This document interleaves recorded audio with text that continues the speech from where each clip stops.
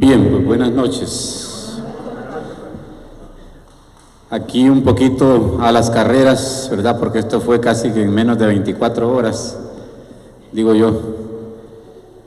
No estaba como en los planes, ¿verdad? Y el Señor pues ahí ha dado la motivación y también pues la inspiración también para saber de qué hablarles, porque pues no es tan sencillo, ¿verdad? Y a veces pues el Espíritu se va manifestando allí un poquito en lo secreto, en lo escondido, en lo que tal vez a veces es incierto, lo que no está preparado ni para nosotros ni para ustedes, porque en algunas partes de lo que reflexionaba, sobre todo hoy por la tarde y parte de la mañana, entre otras cosas, pues era esto, ¿verdad? El reencuentro con algunas cosas, sobre todo de nuestra espiritualidad. Y esto es tan amplio, es tan profundo, es tan grande. Hablar de la Cuaresma, saben, ya ustedes me imagino que se han preparado y han escuchado otras cosas, han visto videos, unos se meten a buscar cosillas por ahí en el internet de reflexiones.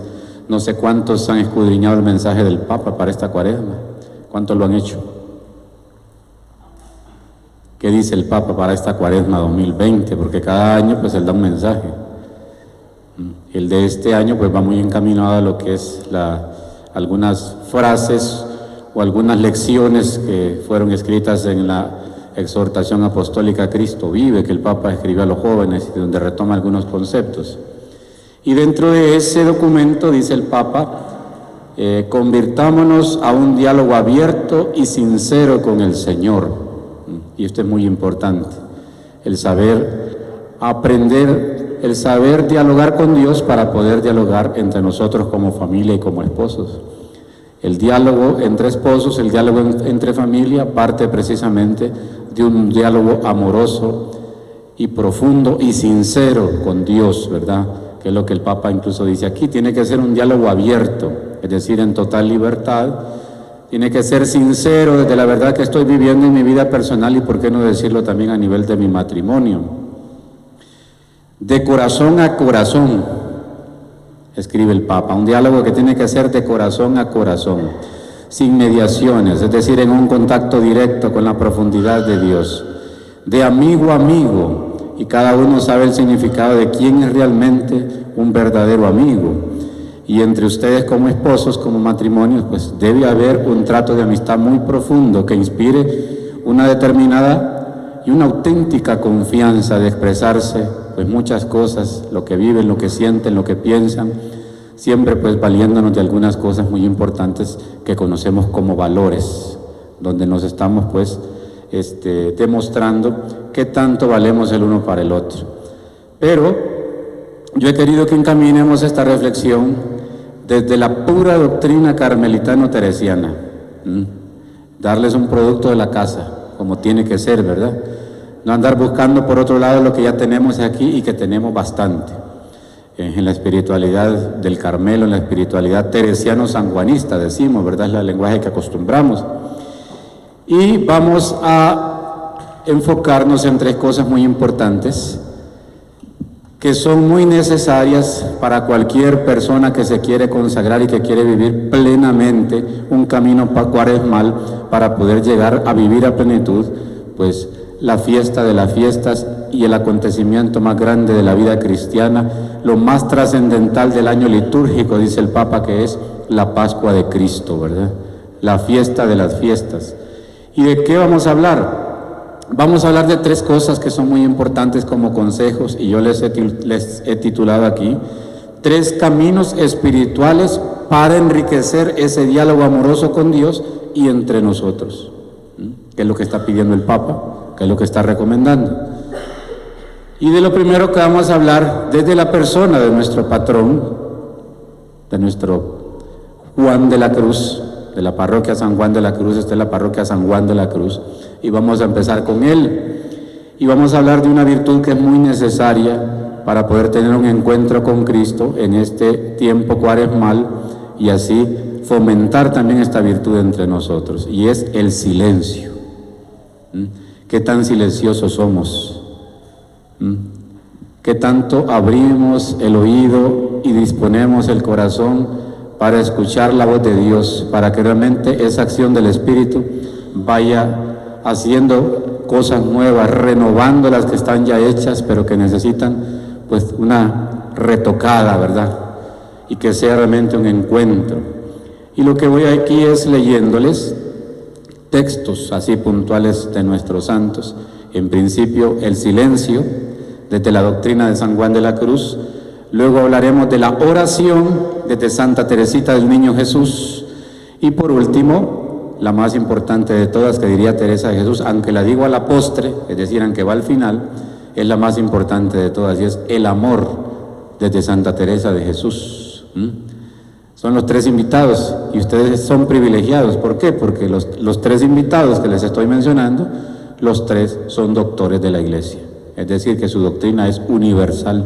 Por si no entendíamos que es un doctor de la Iglesia, en los santos, significa que su doctrina, en este caso, no solamente es para nosotros, en el Carmelo, sino para toda la Iglesia universal, que es una doctrina que la abraza todo cristiano, que quiera seguir estas mismas huellas, a través de esta misma doctrina, procurando dejarse iluminar por la experiencia de nuestros santos.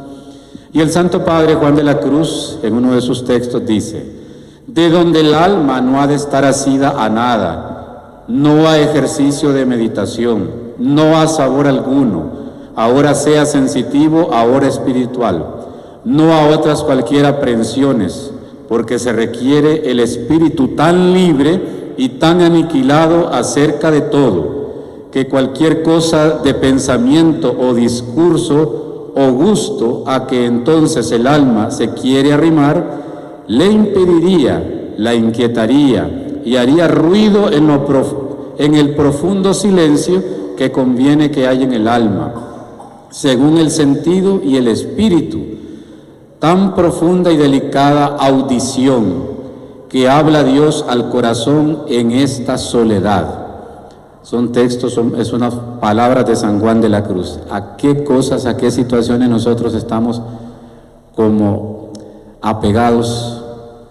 Porque para descubrir esa audición de la voz de Dios, esa voz del Espíritu que resuena en la persona, en el alma, que me determina y me lleva a descubrir su voluntad en mi vida, en mi proyecto, dice el Santo Padre, tiene que estar la persona, tiene que estar el alma totalmente desprendida.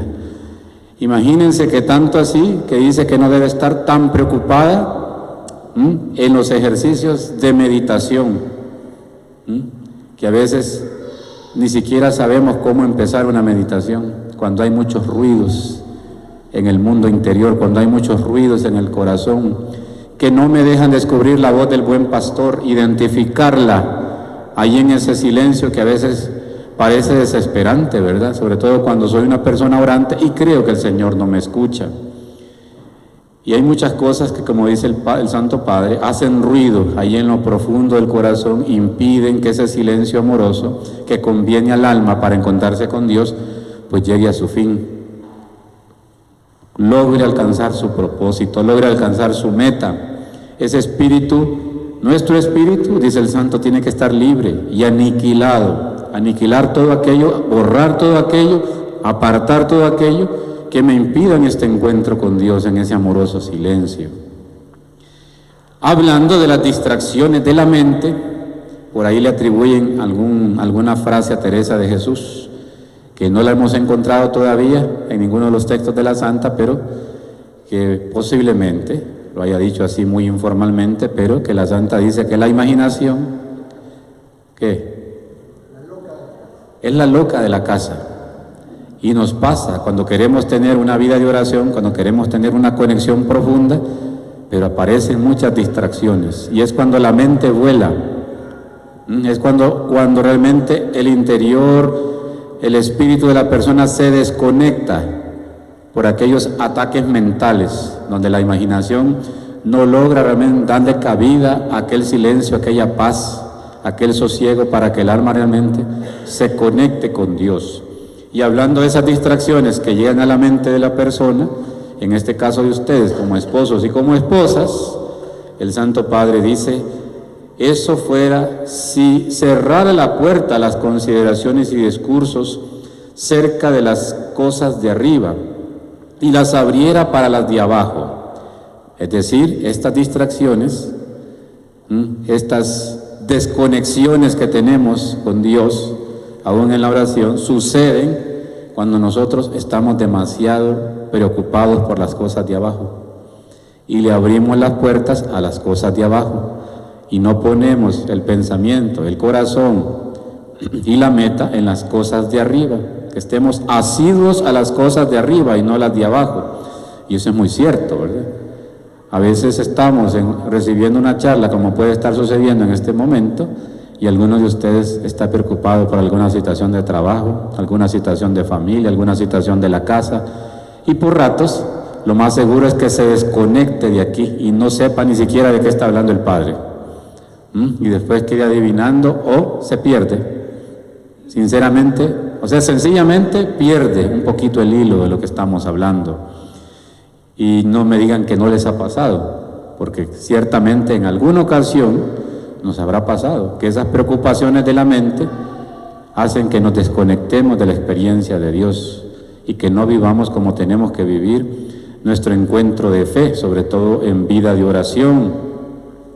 Pero aquí, dice el santo, a todas cosas de donde eso puede venir, las cerramos. Cerrar la puerta, un poco lo que dice el Evangelio cuando habla de la oración, ¿verdad? Tú cuando ores, cierra la puerta, entra en tu aposento. No nos imaginemos que en el Evangelio se está hablando de la escena del lugar donde dormimos o donde nos encerramos, sobre todo cuando hay depresiones y cosas así, o cuando tenemos que llorar, sobre todo los hombres que son machistas y no quieren que los miren llorar. No está hablando de esa habitación, está hablando de tu mundo interior, de tu alma, de tu corazón, de tu ser, que le cierres la puerta a todo aquello que te puede robar la gracia y la experiencia de Dios.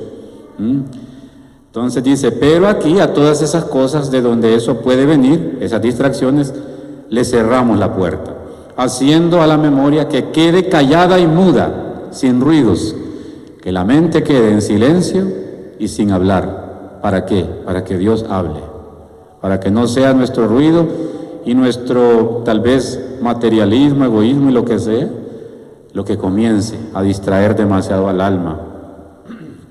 Y solo el oído del Espíritu en silencio a Dios, dice el santo. Solo mantener listo y abierto el oído del Espíritu al silencio de Dios. Diciendo con el profeta. ¿Con cuál profeta? Pues con ese texto tan conocido que hasta lo cantamos muy bonito, ¿verdad? Háblame, Señor, que tu siervo escucha. Pero a veces no sabemos ni lo que estamos diciendo. Le pedimos al Señor que nos hable y que vamos a escuchar, y lo que estamos escuchando son otras voces, y a veces las que nos convienen. Diciendo con el profeta, dice, habla, Señor, que tu siervo oye, dice el santo. Tu siervo escucha, oír, escuchar, que llegue a la profundidad del alma el eco del silencio amoroso de Dios, que es el lenguaje de San Juan de la Cruz. Luego dice el santo, aplicando la búsqueda y posesión del amor solitario del esposo, porque cumple en ella lo que prometió por Oseas, diciendo, yo la guiaré a la soledad y allí le hablaré a su corazón, en lo cual da a entender que en la soledad se comunica y se une él en el alma, porque hablarle al corazón es satisfacerle el corazón, el cual no se satisface con menos que con Dios. Entonces, en esa búsqueda de tener, de poseer el solitario amor del esposo, que es Cristo, según San Juan de la Cruz, y ustedes pueden poner sus nombres, el solitario amor que se están profesando ustedes como esposos, para encontrarlo y poseerlo, es decir, que no se les vaya de las manos, porque cumple en ella el propósito de Oseas. ¿Cuántas veces ustedes creen que realmente, aún sin palabras, han sido capaces de leerse el corazón? Incluso les invito a que se miren entre esposos, mírense a los ojos.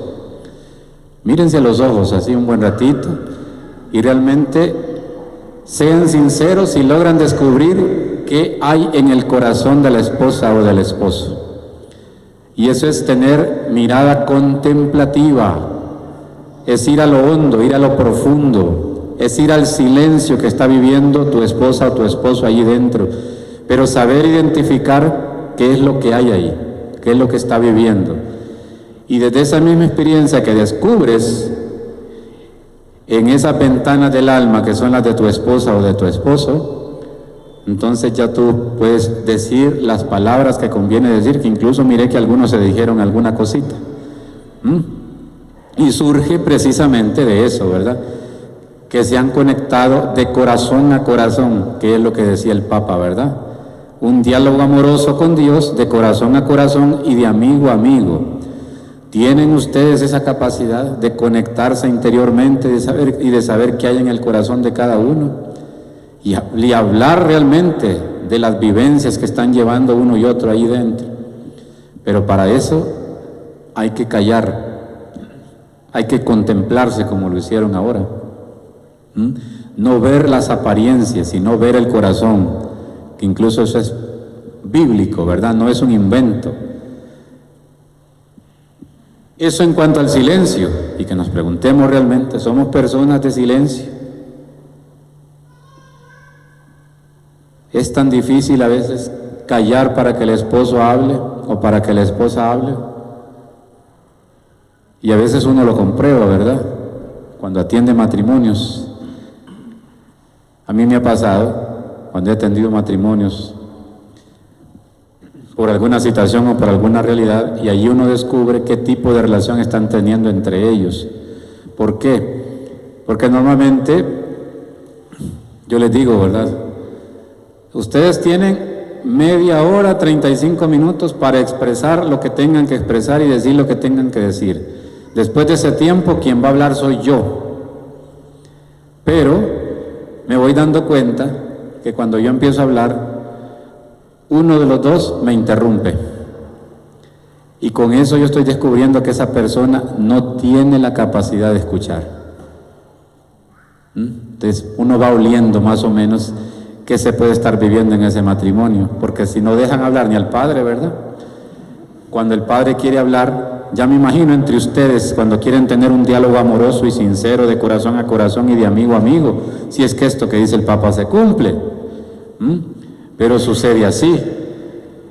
Y a veces, pues, tal vez lo que yo quiero expresar o decir se queda a medias, porque o ella, que es normalmente la que más habla, no me dejó decir nada, o él, porque se quiere defender de lo que ella dijo. Entonces no estamos buscando una solución y no estamos dejando realmente que ese silencio de la música callada de Dios hable al corazón y venga en nuestro auxilio. Y si hablamos de la virtud de la oración, que es muy necesaria, incluso no solamente para ustedes como familias y como esposos, sino que la Iglesia directamente en este tiempo cuaresmal pide que sea como más intensa, más asidua, más comprometida. Y nosotros a veces nos quebrantamos mucho el corazón y la cabeza preguntándonos qué orar o cómo orar, incluso muchos descubriendo que tienen muchas limitaciones en cuanto a esto, ¿verdad? Es que yo me siento limitado, no sé cómo orar, no sé qué decirle al Señor, no sé qué expresarle. Y en esto pues es importante que escuchemos estas palabras de Santa Teresita del Niño Jesús, una jovencita que entra de 15 años al Carmelo y muere a los 24 años. Es decir, ¿cuántos años fue Carmelita? 9 añitos, Carmelita descalza, pero con una vida tan profunda y tan llena de sencillez y de pequeñez. Y Teresita, dentro de sus textos refiriéndose a la oración, dice: qué grande es pues el poder de la oración. ¿Quiénes son testigos de esto? ¿Quiénes están de acuerdo con ella? Qué grande es el poder de la oración. Se diría que es una reina en todo momento, una reina que en todo momento tiene libre acceso a donde está el rey. ¿De qué rey está hablando? Tiene un acceso directo la oración a donde está el rey, es decir, al palacio celestial donde se encuentra el Hijo. Tiene un acceso directo, no necesita permiso, ni presentar carnet, ni poner huellas ahí para entrar como hacemos en algunos lugares, ¿verdad? Es acceso directo.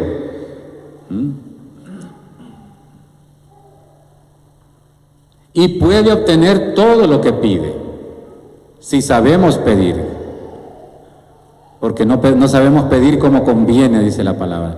O a veces queremos pedir lo que nos conviene, que es diferente, pero a nuestra manera, no según el proyecto de Dios. No es necesario para ser escuchada, dice Teresita, leer un libro, una bonita fórmula compuesta para la circunstancia. Para orar no es necesario leerse un libro, que puede ser que ayude, pero no es la esencia de tu oración, no es la verdad de tu corazón, porque yo me puedo leer El Camino de Perfección de Teresa de Jesús, sobre todo el libro de las moradas, que va más en el sentido interior de la escala que va avanzando el alma hacia el matrimonio espiritual con Cristo y con la Iglesia. Pero esa es una experiencia escrita de Teresa de Jesús, no mía. Fue lo que ella vivió. Que eso me ayude a mí a encaminarme y a buscar un camino, una ruta, es muy diferente, pero yo tengo que vivir lo mío, expresar lo mío. Y sí ayuda. Y a veces nos preocupamos de orar, como dice ella aquí, con una oración bien compuesta para la circunstancia, es decir, una oración que lleve demasiadas palabras bonitas según lo que estoy viviendo. No tengo plata, estoy sin trabajo, entonces busco la manera de inventarme una oración bonita que le toque el corazón a Jesús y que al día siguiente le pegue al gordo. Y así nos afanamos y así vamos como entendiendo a nuestra manera la oración. Para mí, dice Teresita, la oración es un impulso del corazón. Tóquensele ustedes, ¿no tienen el corazón? Un impulso del corazón. ¿Sienten los latidos? ¿O no? No lo sienten, porque el que no lo siente está muerto. Solo está el cadáver aquí. Es un impulso del corazón. A veces ese corazón late más fuerte o no. Tuvimos por allá, no sé, que alguien se nos cruzó por el camino o fuimos testigos de algún accidente, de algún asesinato. Díganme ustedes si ese corazón no viene latiendo con más fuerza. O nos dieron una noticia que no esperábamos recibir. No late con más fuerza. De esa vivencia interior de tu corazón, de tu alma, tiene que partir la verdad de amor que va cimentada en nuestra oración. El cimiento de nuestra oración es esa verdad que está ahí en tu corazón. Por eso dice ella, un impulso del corazón, una sencilla mirada lanzada hacia el cielo, en profundo silencio, como hemos meditado con el santo, pero que Dios sabe que estás obrando con verdad de corazón. No necesitas ruido de palabras, expresarle lo que eres, lo que tienes, y si solamente, como dice ella aquí después, ¿verdad?, un grito de agradecimiento y de amor. ¿Somos agradecidos por lo que recibimos? ¿Realmente agradecemos cada cosa por pequeña que sea? ¿Quiénes tienen hijos? ¿Cuántos tienen hijos? Levanten la mano. Ajá. ¿Y esas no son bendiciones enormes de parte del Señor? ¿Ustedes las saben agradecer? La pregunta es, ¿cómo las agradecen? ¿Han meditado cómo agradecen esa bendición? ¿Alguna vez se han preocupado de tener en sus oraciones aquella mujer, aquella esposa que en un momento le dijeron, su vientre es infecundo, no van a poder concebir hijos? Como ya tengo los míos, puede decir alguno, esto no me compete a mí. Y no hacer compromiso de oración por esas realidades, porque hay un plan de Dios en esas personas que se les da esta noticia. Hay un plan y un propósito de Dios que la persona de silencio, de fe y de oración lo va descubriendo poco a poco. Quizás te está enviando a ocupar ese lugar de aquellos niños que otra persona que sí recibió ese regalo no lo quiso recibir. no lo quiso aprovechar y menos lo quiere agradecer, porque algunas incluso maldicen ese momento. Y el odio que le guardan a aquella persona que les abusó, que les obligó a estas cosas, lo canalizan en las pobres criaturas. Y por eso no nos extrañan esas noticias que diga que encontraron un niño vivo en un basurero, y que te parte realmente el alma y te preguntas muchas cosas, y son momentos en los que debemos de traer realmente a escena y a realidad de oración a esas mujeres, sobre todo que les dicen, ¿verdad?, que no van a poder ser madres, y que realmente no nos comprometemos, muy pocas veces. Así que de las misiones más grandes que les dejo es que lo más pronto, en cuanto lleguen a sus casas, si les nace llenar de besos a esos hijos que tienen, no se detengan, pero después de hacerlo, oren por esta realidad que les he dicho, de aquellas que no tienen a quien visitar ahí en la casa, y que realmente la fuerza de fe y de amor entre los esposos es la que les sostiene. Otros pues dan pasos y van y ocupan el lugar de los padres de esos niños abandonados. Es parte de la iluminación de Dios. Y dice ella, un grito de agradecimiento y de amor, tanto en medio de la prueba como en medio de la alegría. El problema es que nosotros solo, cuando estamos jodidos, dice, nos nace orar. Cuando estamos pidiendo gritos de auxilio, cuando estamos bien, no digo que no lo hagamos, pero hay menos iniciativa y hay menos compromiso. Algo, en fin, dice, es algo grande, la oración es algo sobrenatural que me dilata el alma, dice ella, y me une a Jesús, porque ciertamente en la oración estoy buscando unir mi alma con la experiencia de Dios. Y luego, escribiendo al padre Roland, que fue un sacerdote por el cual ella oró mucho, ya, le dice, mientras tanto estaré unida siempre a usted por la oración, y pido a nuestro Señor que no me deje nunca gozar mientras usted esté sufriendo. Incluso quisiera que mi hermano tuviese siempre los consuelos y yo las pruebas. Y viene la pregunta. Este es un trato que está haciendo Teresita con este padrecito, por el cual se comprometió a orar, porque saben que dentro de sus deseos ella quiso ser sacerdote. Ella quiso ser todo: profeta, rey, sacerdote, misionera, doctor, porque las mismas realidades la interpelaban. Pero descubrió que orando y viviendo su experiencia de amor en el Carmelo, podía comprometerse por los sacerdotes, por los misioneros, por los doctores, y en este caso es un trato específico con el padre Roland, y le dice, las distancias o las circunstancias nos pueden separar, pero vamos a estar unidos en la oración.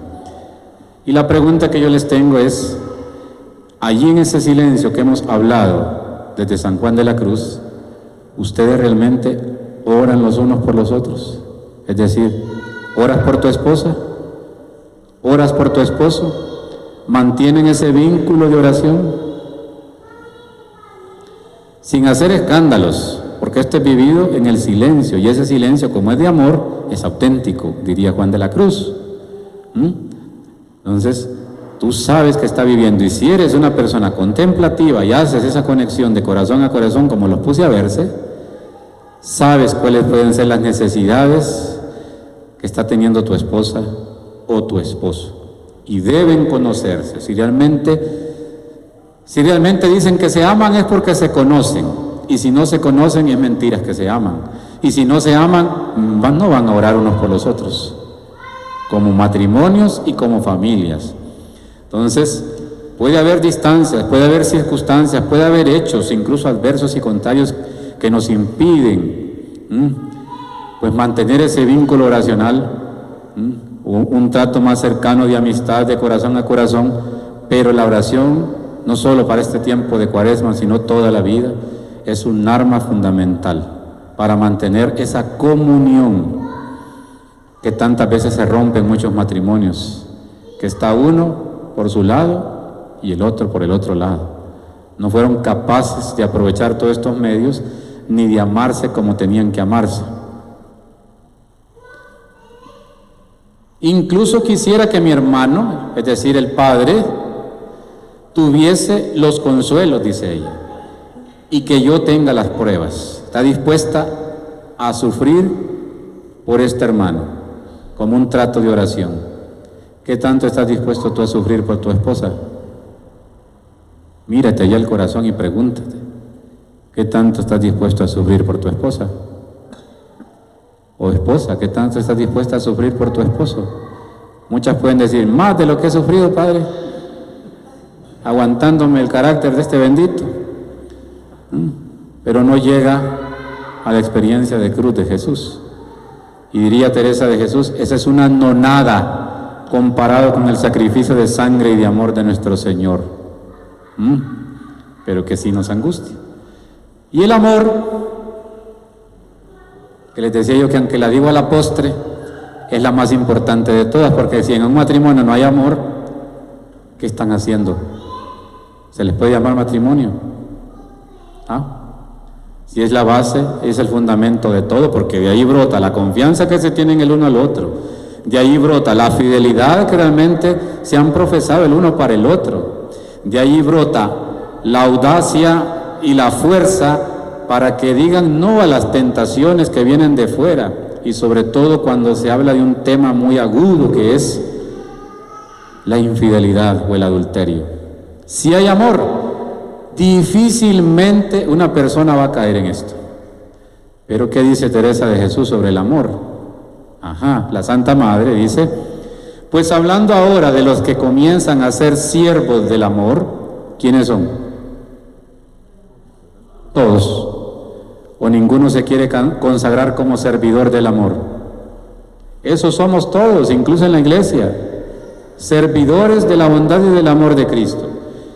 Los que comienzan a ser siervos del amor, dice, que no me parece otra cosa determinarnos a seguir por este camino de oración al que tanto nos amó. Los verdaderos servidores del amor de Cristo no pueden ni deben abandonar la oración.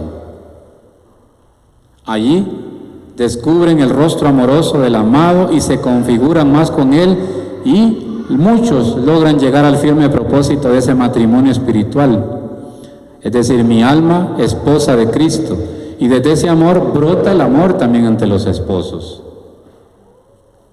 Si no, es muy pobre y es muy débil. Es una dignidad tan grande que me regaló extrañamente, que me regalo, dice, extrañamente en pensar en ella. Es decir, la experiencia de amor de Cristo, dice ella, me regalo. Se emociona, pues, se siente bendecida de pensar en esa grandeza, en esa dignidad del amor de Cristo. Sobre todo porque a veces decimos, no lo merezco. ¿Se merecen el amor de unos a otros ustedes? ¿Se han preguntado así?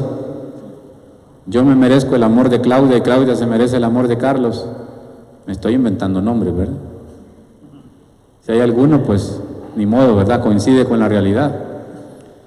Pero me merezco ese amor. Es como cuando andamos de novios, que nos andamos quebrando la cabeza, y sobre todo el hombre, siempre revestido un poquito de machismo, dice suelta a veces esas expresiones y dice, es que yo no sé si Laura es la mujer de mi vida, si realmente es para mí. Pero nunca se pregunta el bendito si él es para Laura. Y es cuando pensamos siempre egoístamente, hacia adentro y hacia nosotros, porque eso es hacerse un autoexamen. Luego dice Teresa de Jesús, pues quiero concluir con esto, que siempre que se piense de Cristo, nos acordemos del amor con que nos hizo tantas mercedes y cuán grande nos le mostró Dios en darnos tal prenda del que nos tiene. Es decir, cuando la Santa habla de mercedes, no es ninguna señora, ¿verdad?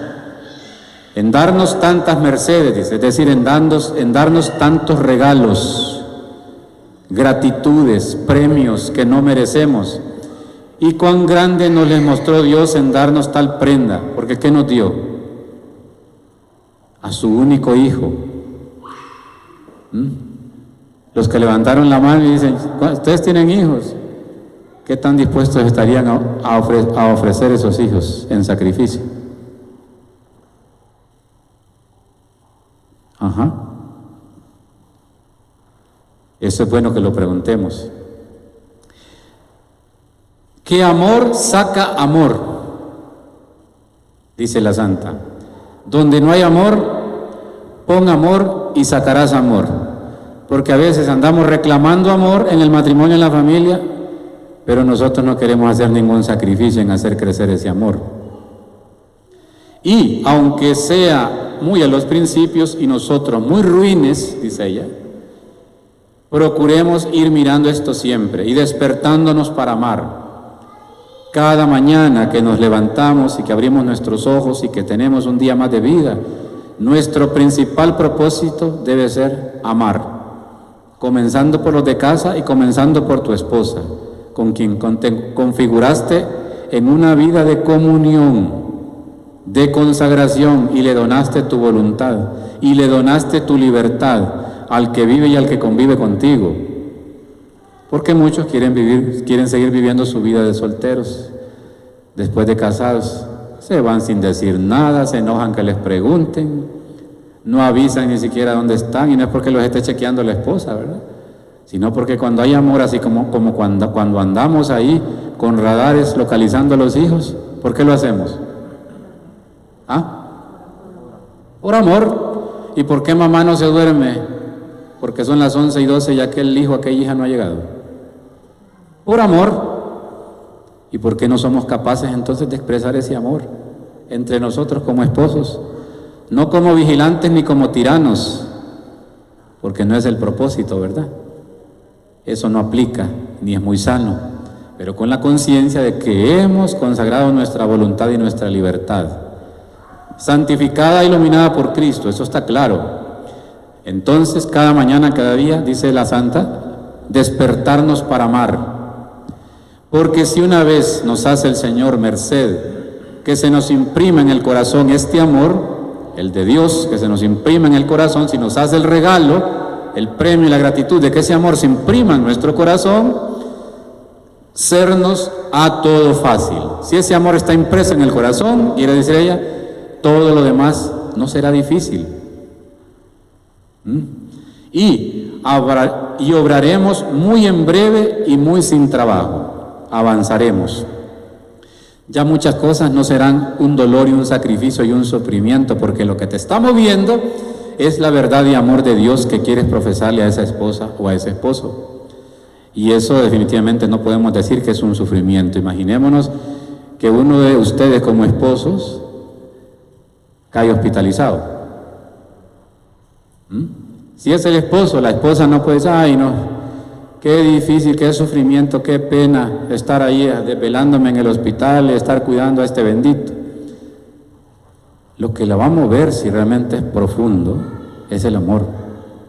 Y no va a haber quejas, y no lo va a ver como un sacrificio, y no lo va a ver como un sufrimiento. Todo lo que ustedes hacen por sus hijos, por ejemplo, no lo hacen con sufrimiento. Lo hacen con una blandura y con una libertad de corazón, porque se supone que es el amor más puro que se profesa.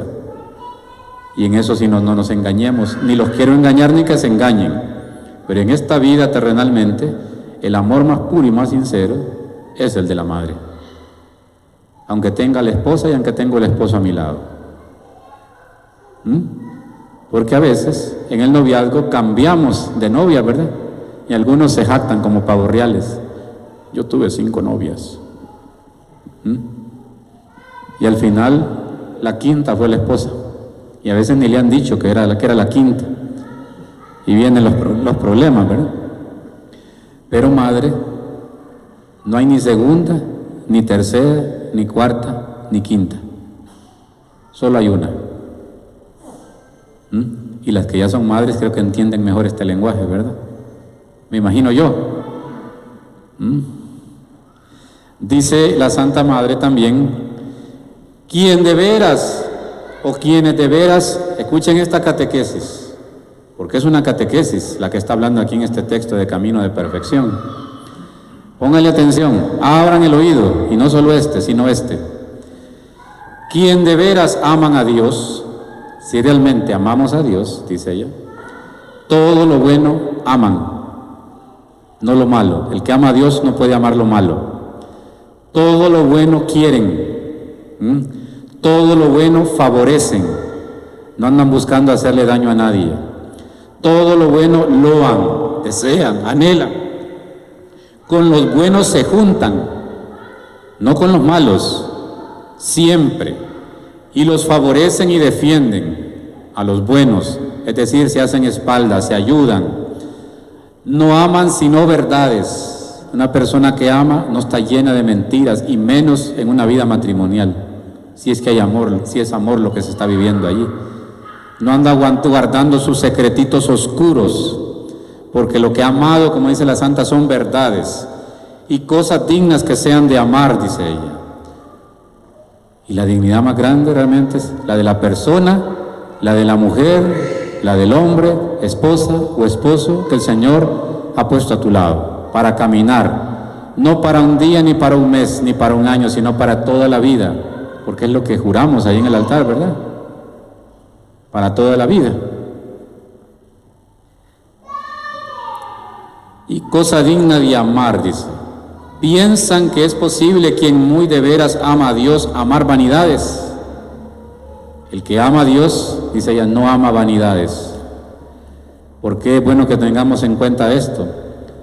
Porque ustedes más que nadie están convencidos de que aquella esposa con la que se unieron en matrimonio no es la misma de ahora.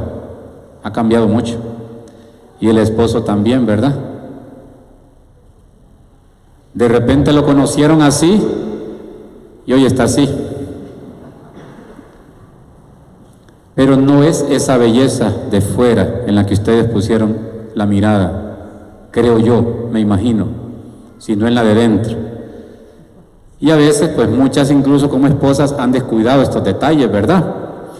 Y después, lastimosamente, se quejan y vienen ante el padrecito que les resuelva el asunto, pero resulta que cuando se dio el día de la boda, hombre, esa mujer se procuraba arreglar lo más bella, lo más hermosa, y que provocaba una atracción, una sensación que le dilataba el corazón al esposo, ¿verdad? Como dice Teresita. Pero que ahora que ya son esposos, no se preocupa de esos detalles. Y el esposo se la encuentra siempre ahí como la chimoltrufia. Entonces aparece la astucia del maligno y le pone otra muy parecida y mucho más joven hacia afuera, y aquel bendito se flechó. ¿Por qué perdemos esos detalles? Y los esposos igual, ¿verdad? Hay momentos y hay ocasiones en que ni siquiera tenemos conciencia hacia dónde vamos. En momentos así de descanso y que no sé cuánto, paseos familiares, pues tranquilos, ¿verdad? Pero en otros acontecimientos, como por ejemplo cuando venimos a la vivencia de la Sagrada Eucaristía, ¿por qué no nos arreglamos como tenemos que arreglarnos? Si venimos al encuentro y a la comunión con el esposo más grande que tenemos, hombres y mujeres, porque no es el esposo de mi ser, sino de mi, no es el esposo, digamos, porque el hombre se puede escandalizar, ¿verdad? Decir, ¿cómo? Que salga un hombre diciendo, me enamoré de un hombre. Pues sí, de Cristo, ¿verdad? Jesús es el hombre de mi vida. ¿Por qué no decirlo? Los esposos lo pueden decir también con libertad. Pero es importante desbordar esa belleza de la dignidad de personas y de hijos de Dios que somos. Y a veces, pues, no es vanidad el arreglarse, el cuidarse, sino estoy cuidando esos detalles. Tampoco exagerar, ¿verdad?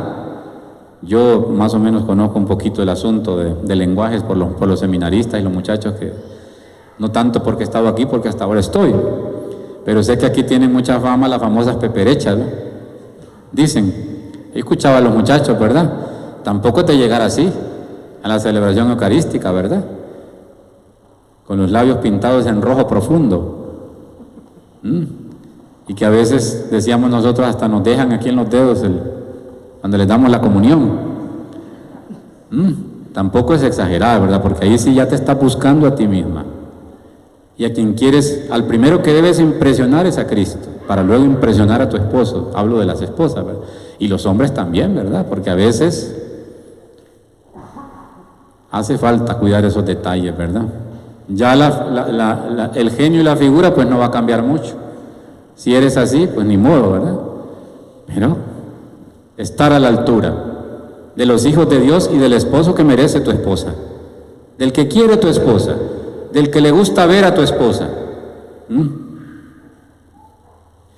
Ni puede, ni riquezas, es decir, no aspira a riquezas ni cosas del mundo, ni deleites, ni honras, no tiene contiendas ni envidias, todo porque no pretende otra cosa sino contentar al amado.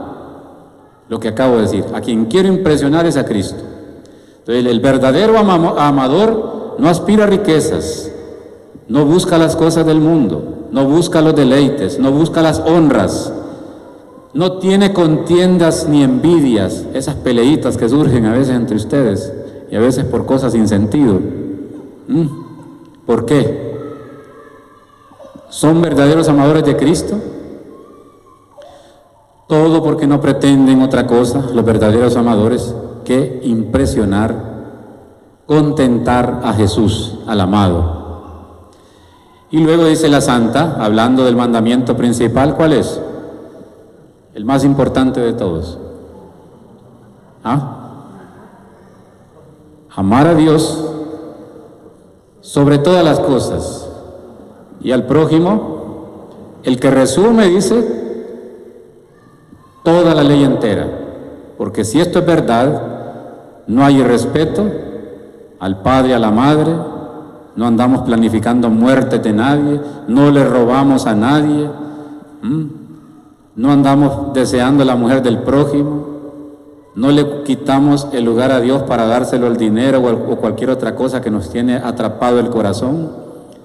Cuando ese amor es auténtico, estas cosas no tienen cabida en el alma de la persona.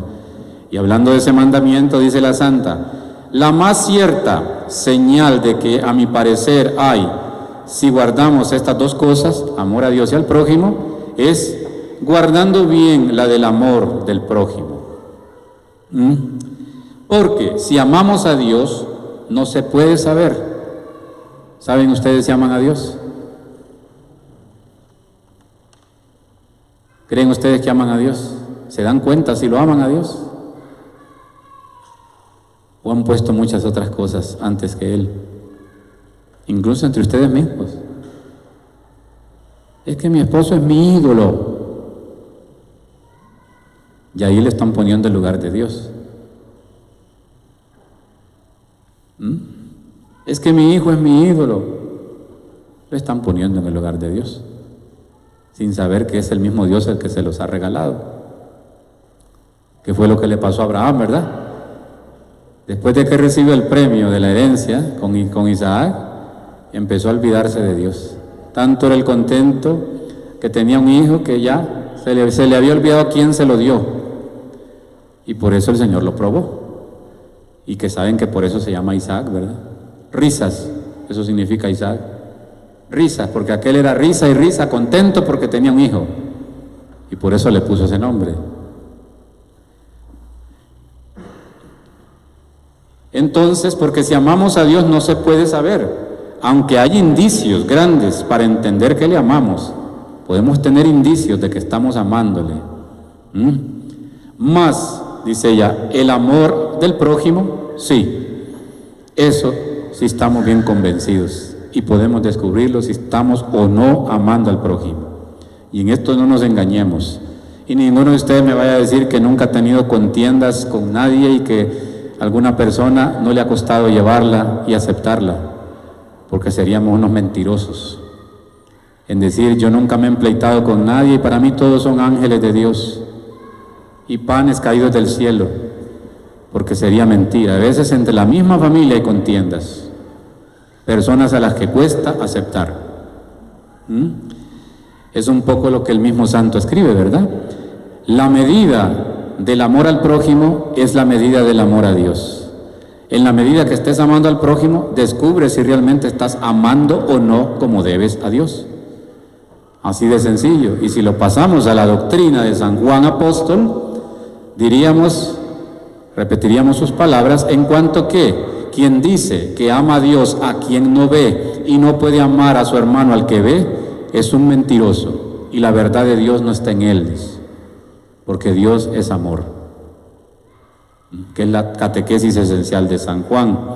Y están ciertas, hablando a las monjas, ¿verdad?, que mientras más en el amor al prójimo, se vieren aprovechadas, más lo están en el amor a Dios. Entre más provecho de amor al prójimo descubran que tenemos, o descubramos que tenemos, allí podemos deducir qué tan grande es el amor que le tenemos a Dios. Es lo que está diciendo la Santa, ¿verdad? Y les tengo, para finalizar, 3 preguntitas. Una para cada cosa de las que hemos hablado, para que las apunten. No venían preparados, ¿verdad? Ya se les olvidó los tiempos de escuela.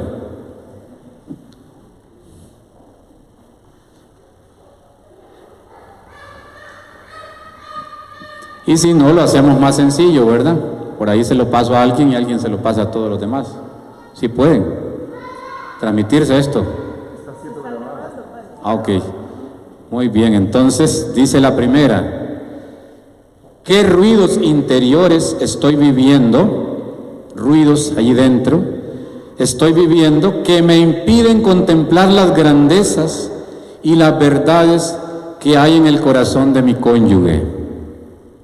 Esas cosas que pesan en el alma, en el corazón, que no has trabajado, que no te has perdonado, realmente ciegan tu alma y no te permiten ver todas las riquezas y las grandezas que pueden existir en el corazón de tu esposa o en el corazón de tu esposo, dado el caso. Descubrir esos ruidos que no te permiten ser una persona de silencio y de ojo y de corazón contemplativo para ver las grandezas que hay en esa persona con la que has consagrado tu vida. Para siempre, siempre, siempre. ¿Qué ruidos interiores estoy viviendo que me impiden contemplar las grandezas y verdades que hay en el corazón de mi cónyuge, de mi esposo o de mi esposa? La segunda, que va en función de la oración y ya no del silencio, dice: ¿qué valor y sentido damos a la vida de oración personal y familiar, tanto en los momentos de gracia como en los momentos de prueba? Tu oración personal, ¿cómo está? Tu oración de familia, ¿cómo está? ¿Cuándo te nace orar? ¿Cuando estás bien o cuando estás fregado? ¿Eres una persona orante y constante a pesar de lo que vives? ¿Sabes agradecer al Señor incluso en los momentos de adversidad, a los cuales les puedes sacar provecho para madurar tu fe y para comprometerte más con Jesús y con el Evangelio? ¿O al contrario, en tu oración lo que le presentas son quejas y lamentos y murmuraciones, cuando las cosas y el proyecto no está saliendo como pensé o como quería? Entonces, tu oración personal y tu oración de familia, ¿cómo está? ¿En qué momento es que surge la necesidad de esa oración? Y la última, contemplando la grandeza y pureza del amor de Dios, como nos ha dicho Teresa de Jesús, la grandeza y la pureza del amor de Dios, contemplando ese amor, ¿cómo evaluaría el que en este momento ofrezco y vivo a nivel de mi matrimonio y mi familia? Ese amor, escuchando y descubriendo el significado del amor de Dios que nos ha hablado Teresa de Jesús, y que los evangelios y que San Pablo da mucha doctrina, y San Juan ni se diga, apóstol. ¿Cómo evaluarías entonces el amor que en este momento estás ofreciendo a tu esposa, viviendo con tu esposa, ofreciendo a tus hijos y viviendo con tus hijos? ¿Cómo evaluarías ese amor? ¿Está cerca o está lejos de lo que se nos enseña de este amor tan grande y tan puro de Dios? Y que San Pablo lo llena de unas características hermosísimas en ese capítulo 13 de Primera de Corintios, que le cambió la vida y le dio mucha luz en la vocación a Teresita del Niño Jesús. Gloria al Padre y al Hijo y al Espíritu Santo. Muchas gracias.